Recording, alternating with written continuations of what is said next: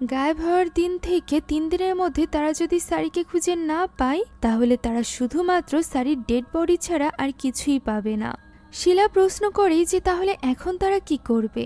উত্তরে রেন্তো বলে তাদেরকে ওই বাড়িতে যেতে হবে, যেটা কিনা উই গম্বেলের আস্তানা। তাদের ধারণা ছিল যে এই বাড়ির ভেতরেই তারা সারির সন্ধান পাবে, তাই তো তারা ঠিক করে সম্পূর্ণভাবে রেডি হয়ে তারা বিকালে এই স্থানে আসবে এবং একসাথে এই বাড়ির ভেতরে প্রবেশ করবে। তাই তো বাড়িতে গিয়ে তারা 3 জন প্রস্তুতি নিতে থাকে। পুরোপুরিভাবে প্রস্তুত হয়ে রেহমান যখন বাড়ি থেকে বের হচ্ছিল তখন সে দেখতে পায় মাসায়ু নামাজের পাটিতে বসে কান্নাকাটি করছে এবং মোনাজাতে মহান আল্লাহ তাআলার কাছে সারির সুরক্ষার জন্য দোয়া করছে।